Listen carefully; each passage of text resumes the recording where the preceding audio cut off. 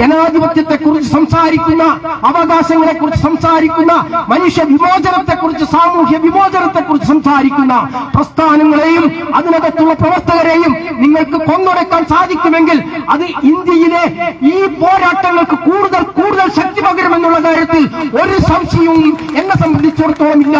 എല്ലാ രാവുകൾക്കും അപ്പുറത്ത് ഒരു പകലുണ്ട്, ഒരു സുപ്രഭാതമുണ്ട്. ആ സുപ്രഭാതത്തിന് വേണ്ടി ജനങ്ങൾ കാത്തിരിക്കുന്നു. ആവുകില്ല നിങ്ങളുടെ കിരാതരീതികൾക്ക് ഞങ്ങളെ തകർക്കുവാൻ ഒരിക്കലും ആവുകില്ല. നിങ്ങളുടെ കരങ്ങളാൽ മറക്കുവാൻ, ആർത്തിരമ്പിയത്തും സൂര്യദീപ്തിയെ തടുക്കുവാൻ. പ്രിയമുള്ള സഹോദരി സഹോദരന്മാരെ, വളരെ പ്രസിദ്ധമായിട്ടുള്ള പ്രശസ്തമായിട്ടുള്ള ഒരു വാചകമുണ്ട്. അവരാദ്യം കമ്മ്യൂണിസ്റ്റുകാരെ തേടി വന്നു, കമ്മ്യൂണിസ്റ്റുകാരെ വേട്ടയാടി. ഞാൻ അതിന് പ്രതിഷേധിച്ചില്ല, കാരണം ഞാൻ കമ്മ്യൂണിസ്റ്റ് ആയിരുന്നില്ല. അവർ പിന്നീട് മുസ്ലിങ്ങളെ തേടി വന്നു, അപ്പോഴും ഞാൻ പ്രതിഷേധിച്ചില്ല, കാരണം ഞാൻ മുസ്ലിം ആയിരുന്നില്ല. പിന്നീട് അവർ ക്രിസ്ത്യാനികളെ തേടി വന്നു, അപ്പോഴും ഞാൻ പ്രതിഷേധിച്ചില്ല, കാരണം ഞാൻ ക്രിസ്ത്യാനി ആയിരുന്നില്ല. ഒടുവിൽ അവർ എന്നെ തേടി വന്നു, അപ്പോൾ പ്രതിഷേധിക്കാൻ ആരും ബാക്കിയുണ്ടായിരുന്നില്ല. ഏതാണ്ട് നമ്മുടെ നാട് അത്തരം ഒരവസ്ഥയിലേക്ക് നീങ്ങിക്കൊണ്ടിരിക്കുക. കഴിഞ്ഞ മാർച്ച് 13-ാം തീയതി 2 ദിവസം മുന്നേ ഞങ്ങൾ 19 പേർ, സുനിൽകുമാർ ഇവിടെ ഇരിക്കുന്നുണ്ട്, സുനിലുമുണ്ട്, മക്തബിൻ്റെ പത്രാധിപർ, ഞങ്ങൾ കണ്ണൂർ റെയിൻബോ ടൂറിസ്റ്റ് ഹോമിൽ അതിൻ്റെ ചെറിയൊരു ഹാളുണ്ട്. ആ ഹാളിൽ ഞങ്ങൾ കൂടിയിരിക്കുകയായിരുന്നു. ഒരു 50-55 പേർ.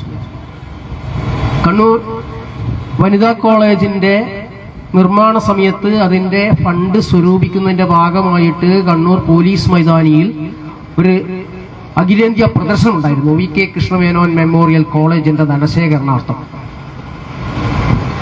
ആ അഖിലേന്ത്യാ പ്രദർശനത്തിൽ ചൂതാട്ടം ഉണ്ടായിരുന്നു. തമ്പോല എന്ന ഓമനപ്പേരിട്ട് ചൂതാട്ടം നടത്തിയിരുന്നു. ആ ചൂതാട്ടത്തിനെതിരെ സമരം നടന്നു. അന്ന് സാംസ്കാരിക വേദി എന്ന ഒരു സംഘടനയുടെ നേതൃത്വത്തിൽ, നക്സലൈറ്റ് പ്രസ്ഥാനവുമായി ബന്ധപ്പെട്ടിട്ടുള്ള ജനകീയ സാംസ്കാരിക വേദിയുടെ നേതൃത്വത്തിൽ നടന്ന ഒരു സമരമായിരുന്നു. ആ സമരത്തെ നേതൃത്വം കൊടുത്തിട്ടുള്ള രമേശൻ എന്ന് പറയുന്ന പ്രവർത്തകനെ താളിക്കാവിലുള്ള അദ്ദേഹത്തിന്റെ പാർസൽ കമ്പനിയിൽ ജോലിക്കാരനായ അദ്ദേഹത്തിന്റെ ഓഫീസിൽ കയറിയിട്ട് പരസ്യമായി നട്ടുച്ച നേരത്ത് ഒരു സംഘം ഗുണ്ടാ സംഘം, രാഷ്ട്രീയ പിൻബലമുള്ള ഗുണ്ടാ സംഘം വെട്ടിക്കൊണ്ടു.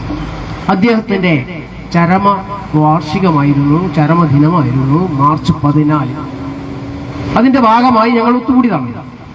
ആ ഒത്തുകൂടിയത് നവഫാസിസത്തിന്റെ വർത്തമാനം എന്നുള്ള ഒരു വിഷയത്തെ അധികരിച്ച് സംസാരിക്കുന്നതിന് വേണ്ടിയായിരുന്നു. ഞങ്ങൾ 19 ആളുകൾ അവിടെ ഒത്തുകൂടിയത്.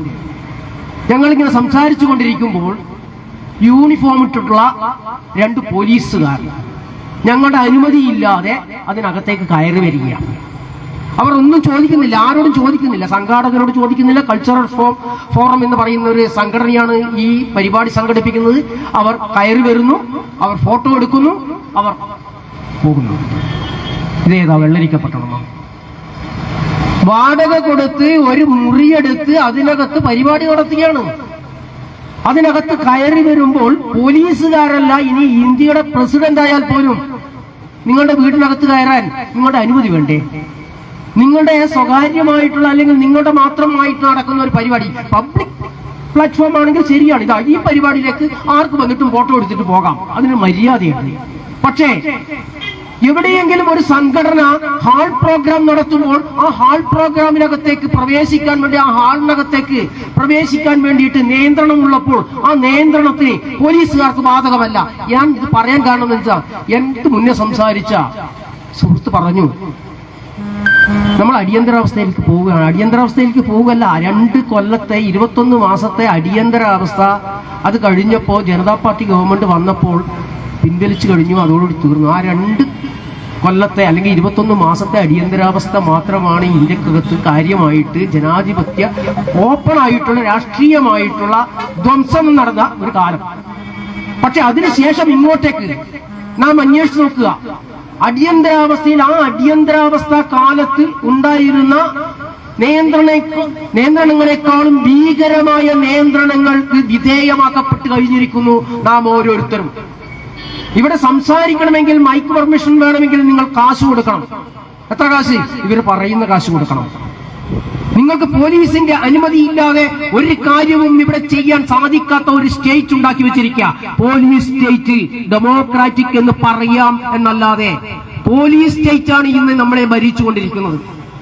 നിങ്ങളുടെ ഏതെങ്കിലും സമരത്തെ ജനാധിപത്യം എന്ന് പറയുന്നത് എന്താ? ജനാധിപത്യം എന്ന് പറയുന്നത് എതിർ ശബ്ദങ്ങളെ പരിഗണിക്കുക എന്നുള്ളതാണ്. വിയോജിപ്പുകളെ പരിഗണിക്കുക എന്നുള്ളതാണ് ജനാധിപത്യത്തിന്റെ ഉള്ളടക്കം.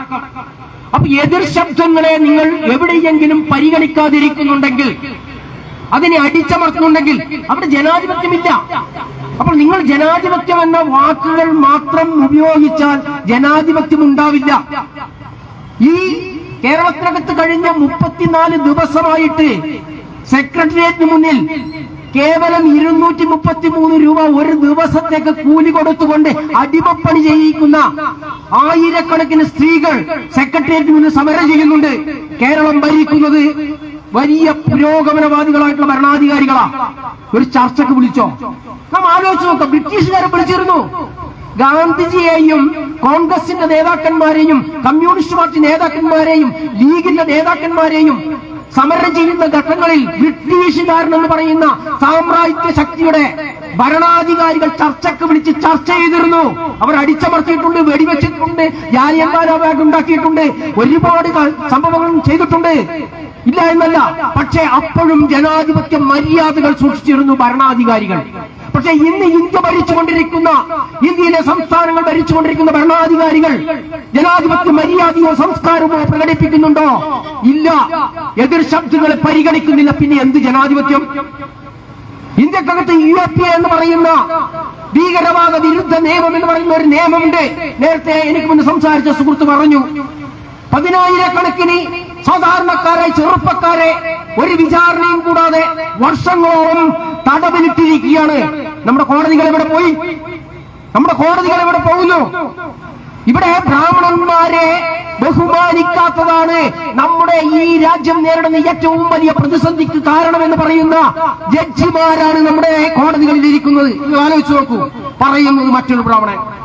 അപ്പോ എന്റെ ജാതിക്കാരൻ ഇവിടെ ബഹുമാനിക്കപ്പെടുന്നില്ല എന്നുള്ളത് കൊണ്ടാണ് ഈ രാജ്യത്ത് ഏറ്റവും വലിയ പ്രശ്നങ്ങൾ ഉണ്ടാകുന്നത് എന്ന് പറയുന്ന ഭരണഘടനയല്ല തങ്ങളെ നിയന്ത്രിക്കുന്നതെന്നും തന്റെ ജാതിയും തന്റെ മതത്തിന്റെ അല്ലെങ്കിൽ തന്റെ ജാതിയുടേതായിട്ടുള്ള സ്മൃതികളും അതുപോലെ തന്നെ ആരണ്യങ്ങളും ഒക്കെയാണ് തങ്ങളെ ഭരിക്കുന്നതെന്ന് പറയുന്ന ജഡ്ജിമാരാണ് ഇവിടെ ഇരിക്കുന്നത്. ഇന്ത്യയുടെ ചീഫ് ജസ്റ്റിസായി ഇപ്പോൾ റിട്ടയർ ചെയ്തിരിക്കുന്ന ചന്ദ്രചൂഡ് എന്ന് പറയുന്ന മനുഷ്യൻ എന്താ ചെയ്തിരിക്കുന്നത്? അദ്ദേഹത്തിന്റെ വീട്ടിലേക്ക് വിളിച്ചു വരുത്തി. ആരെ? ഇന്ത്യൻ പ്രധാനമന്ത്രിയെ. എന്തിനാ? കല്യാണത്തിനൊന്നുമല്ല, മോളെയോ മോന്റെയോ കല്യാണത്തിനൊന്നുമല്ല, അവിടെ നടക്കുന്ന ഒരു ഹിന്ദുത്വ ചടങ്ങിലേക്ക്.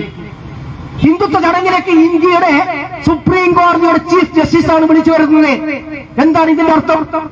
അവിടെ പോകാൻ റെഡിയായി നിൽക്കുകയാണ് ഇന്ത്യയുടെ പ്രധാനമന്ത്രി. നമ്മുടെ രാജ്യം എങ്ങോട്ട് പോകുന്നു എന്നുള്ളതിന്റെ കൃത്യമായ ദിശാസൂചനയാണ് തരുന്നത്.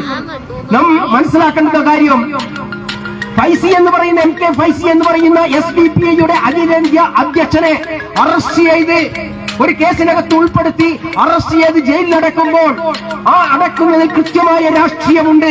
ആ രാഷ്ട്രീയം എന്ന് പറയുന്നത് ഇന്ത്യയെ ഹിന്ദുത്വ രാഷ്ട്രമാക്കി മാറ്റുക എന്നുള്ള രാഷ്ട്രീയം തന്നെയാണ്. അതിനെയാണ് പ്രതിരോധിക്കാൻ വേണ്ടി നാമമാത്രമായെങ്കിലും നമ്മളെപ്പോലുള്ള മനുഷ്യർ ഇറങ്ങിത്തിരിക്കുന്നത്. വലിയ വില കൊടുക്കേണ്ടി വരും, വലിയ വില കൊടുക്കേണ്ടി വരും, ഒരു സംശയവും വേണ്ട. കാരണം എന്റെ ഉള്ളിലും ഉറങ്ങിക്കിടക്കുന്നുണ്ട് ഒരു ഹിന്ദു. എന്റെ ഉള്ളിലും ഒരു ഹിന്ദു ഉറങ്ങിക്കിടക്കുന്നുണ്ട്. ആ ഹിന്ദുവിനെ ഒന്ന് തൊട്ടി ഉണർത്താനാണ് RSSകാരനും സംഘപരിവാറുകാരനും ശ്രമിച്ചുകൊണ്ടിരിക്കുന്നത്. അങ്ങനെ ചൊട്ടി ഉണർത്തുമ്പോഴാണ് ബംഗാൾ ഒരു സുപ്രഭാതത്തിൽ ഇല്ലാതെ പോയത്, ത്രിപുര ഒരു സുപ്രഭാതത്തിൽ ഇല്ലാതെ പോയത്. 34 കൊല്ലക്കാലം ചുവന്ന കൊടി പിടിച്ച് ഭരണം നടത്തിയ ബംഗാളിൽ ഇന്ന് കെട്ടിവെച്ച കാശ് പോലും ഇല്ലാതെ ഒരു കമ്മ്യൂണിസ്റ്റ് പ്രസ്ഥാനം തകർന്നു പോയത് എങ്ങനെയെന്ന് അന്വേഷിക്കുമ്പോൾ നിങ്ങൾക്ക് കണ്ടെത്താൻ സാധിക്കും അവിടെ സംഘപരിവാറുകാരൻ എങ്ങനെയാണ് ആധിപത്യം ചെലുത്തിയത്. അവിടുത്തെ കമ്മ്യൂണിസ്റ്റുകാരന്റെ മസ്തിഷ്കത്തിനകത്ത് ഹിന്ദുത്വതയുടെ ജീനുകൾ ഒളിഞ്ഞു കിടപ്പുണ്ടായിരുന്നു. അതിനെ തൊട്ടുണർത്തി RSSകാരൻ, ത്രിപുരയിലെ കമ്മ്യൂണിസ്റ്റുകാരന്റെ തലച്ചോറിനുള്ളിലെ ഹിന്ദുത്വ ജീനുകളെ തൊട്ടിയുണർത്തുകയായിരുന്നു RSSകാരൻ. അത് നാളെ എനിക്കും ബാധകമാകും എന്നുള്ള ഓർമ്മയുണ്ടായിരിക്കണം, എനിക്കുണ്ടായിരിക്കണം. അവിടെ മാത്രമേ ഞാൻ ജനാധിപത്യവാദിയാകൂ. അല്ലെങ്കിൽ എനിക്ക് എവിടെയും കയറിയിട്ട് പ്രസംഗിക്കാൻ സാധിക്കും ഞാനും ഹിന്ദുത്വ വിരുദ്ധ സമരത്തിന്റെ ആളാണെന്ന്. എന്നിലെ ഹിന്ദുവിനെതിരായിട്ട് എന്നിലെ ഹിന്ദു എപ്പോൾ RSSകാരനാകുമെന്നുള്ള ഭയാശങ്കയോടുകൂടി തന്നെയാണ് ഞാൻ ഇവിടെ നിൽക്കുന്നത്. അതുകൊണ്ട് ഓരോ ഹിന്ദുത്വ വിരുദ്ധ സമരത്തിന് മുൻപന്തിയിലേക്ക് ഇറങ്ങിത്തിരിക്കുമ്പോഴും ഹിന്ദു എന്നുള്ള നാമനായത്തിൽ അറിയപ്പെടുന്ന മനുഷ്യരെല്ലാം തന്നെ അവനവനോടുകൂടി കലഹിച്ചുകൊണ്ട് മാത്രമേ ഈ സമരത്തിന് ഇറങ്ങാൻ സാധിക്കൂ എന്ന് വിശ്വസിക്കുന്ന ഒരാളെന്ന നിലയിലാണ് ഞാൻ ഇവിടെ എത്തി നിൽക്കുന്നത്. അതുകൊണ്ട് തന്നെ ഞാൻ പറഞ്ഞു ചുരുക്കാൻ ആഗ്രഹിക്കുന്നു. 10 മിനിറ്റ് നേരമാണ് എനിക്ക് സമയം തന്നിട്ടുള്ളത്. പറഞ്ഞു ചുരുക്കാൻ ആഗ്രഹിക്കുന്നു. ഇതൊക്കെ ആർക്കു വേണ്ടിയാണ്?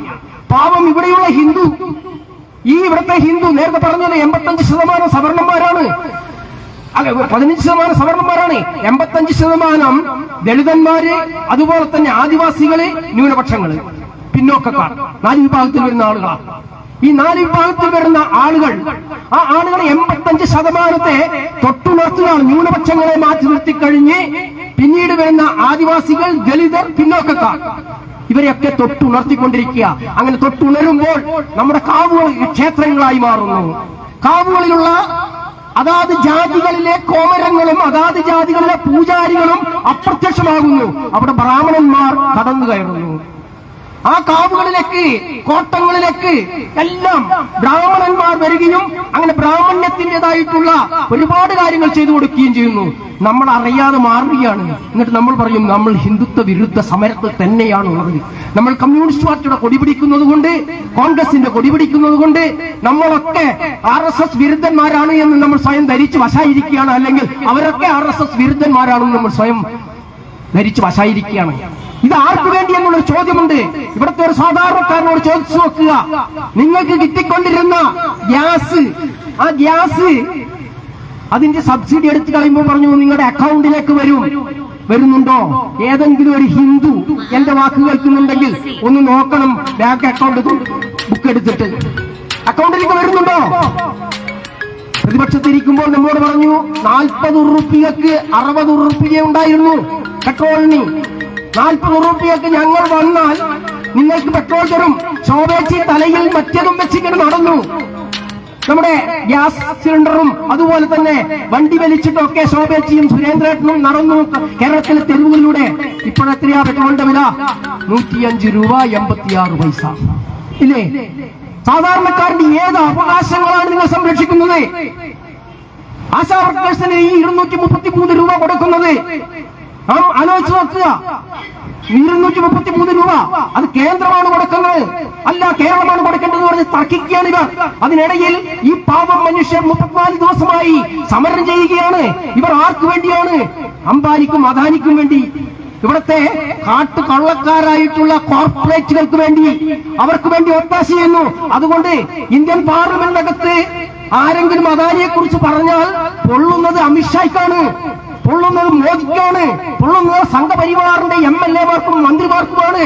കാരണം എന്താ? ഇവർ ഈ നടപ്പിലാക്കുന്ന ഹിന്ദുത്വ എന്ന് പറയുന്നത് ഇവിടുത്തെ സാധാരണക്കാരായ ഹിന്ദുക്കൾക്ക് വേണ്ടിയല്ല, മറിച്ച് ഇവർ നടത്തുന്ന ഹിന്ദുത്വ പരിപാടികൾ ഓരോന്നും ഇവിടുത്തെ കോർപ്പറേറ്റുകൾക്ക് വേണ്ടിയാണ്, സാമ്രാജ്യത്വ ശക്തികൾക്ക് വേണ്ടിയാണ്. അതുകൊണ്ടാണ് അമേരിക്കയിൽ പോയിട്ട് അപമാനിക്കപ്പെട്ടിട്ടും നട്ടല് നിവർത്തി നിന്ന് സെലൻസ്കിയെ പോലെ താൻ പോടോ എന്ന് പറയാൻ നട്ടലില്ലാതെ അവന്റെ മുന്നിൽ, ഈ പറയുന്ന ട്രംപിന്റെ മുന്നിൽ വാല് കാലിനിടയിൽ ഇറക്കിയിട്ട് ഇറങ്ങി വന്നിട്ട് ഞങ്ങളിതാ വിജയിച്ചിരിക്കുന്നു, ഞങ്ങളിതാ ഒരുപാട് കരാറുകൾ ഉണ്ടാക്കിയിരിക്കുന്നു എന്ന് പറയുന്ന നാണംകെട്ട അവസ്ഥയിലേക്ക് ഇന്ത്യൻ ഭരണാധികാരികൾ എത്തിച്ചേർന്നിരിക്കുന്നു. വീണ്ടും അമേരിക്കക്ക് കീഴടങ്ങാൻ തയ്യാറെടുക്കുകയാണ്. അത് അവരുടെ രാഷ്ട്രീയ ദൗത്യമാണ്.